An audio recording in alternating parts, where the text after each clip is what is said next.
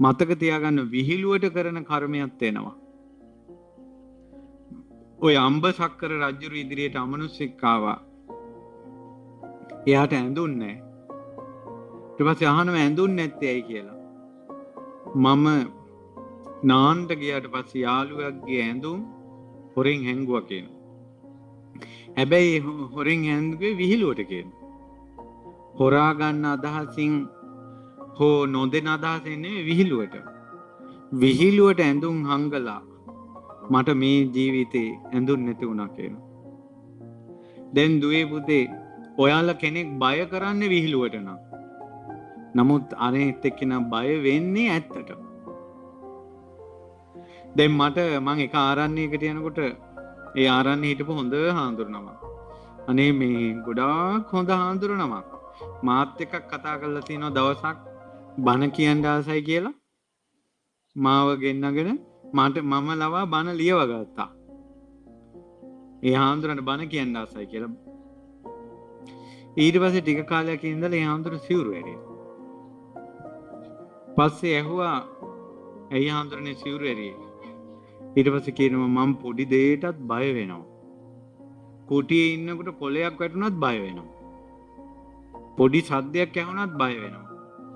අපි ඇහුවා කලින් එක තිබ්බද? නැහැ. හැබැයි හාමුදුරනේ මගේ අතින් පවක් කෙරුණා. අපි ඇහුවා මොකද්ද? ඊට පස්සේ එයාගේ අතින් වෙලා තියෙන පාපේ තමයි එයා සාමනීර කාලේ පොඩි හාමුදුරුවෝ ටික ඔක්කොම හවස චෛත්‍ය වඳින්න යනවා. වැඳලා ඔක්කොම පිරික් කියලා පින් දෙන වෙලාවේ මේ පොඩි හාමුදුරුවෝ නැගිටලා එනවා ආවාසි පැත්තට. පඳුරක් අස්සේ හැංගිලා ඉඳලා අර හාමුදුරුවෝ ටික පොලි මේ බුදුන් ඇඳලා එනකොට මෙයා කටට ටෝච් එක ගහගෙන හා කියලා පයින්නවා. දැන් ඇත්තටද මේ කරන්නේ විහිළුවටද? අර බුදුන් ඇඳලා හිත සංසිඳීමෙන් එන මිනිස්සු ඒ හාමුදුරුවරුන්ගේ හිත බය වුණා. මේ ජීවිතේම බය නිසාම සිවුරු වරින්න උනා. දැක්කද? ඔයාලා කොච්චර යාළුවෝ බය කළා ඇතිද? ඒ වුණාට එයා බය වෙන්නේ ඇත්තට. ධර්ම දානේ දීමේ වටිනාකම ඒකයි. සමාජයට ධර්ම දානේ දෙන කෙනාගේ ඇතුලේ ලොකුවට ධර්මයක් නොතිබෙන්න පුළුවන්. එයා කෙලෙස් නැසලා නොතිබෙන්න පුළුවන්. හැබැයි බණ අහන කෙනාගේ හිත සංසිඳෙනවා.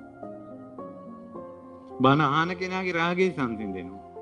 බණ අහන කෙනාගේ ද්වේෂය සංසිඳෙනවා. බණ අහන කෙනාගේ මෝහය සංසිඳෙනවා.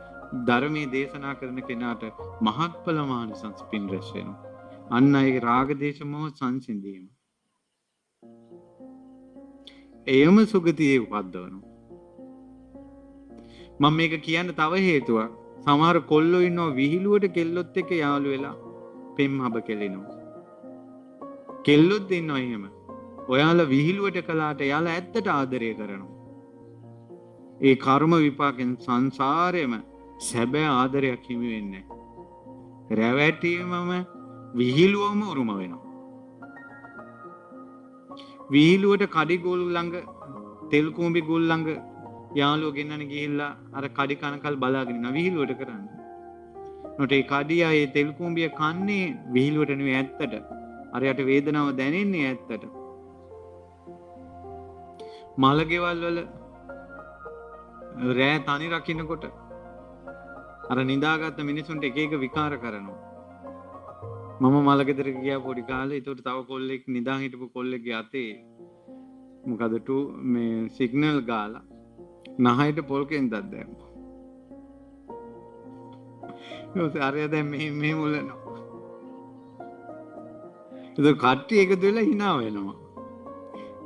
නමුත් කර්මය එනවා. විහිළුවට කරපු එකෙත් එනවා. රැග්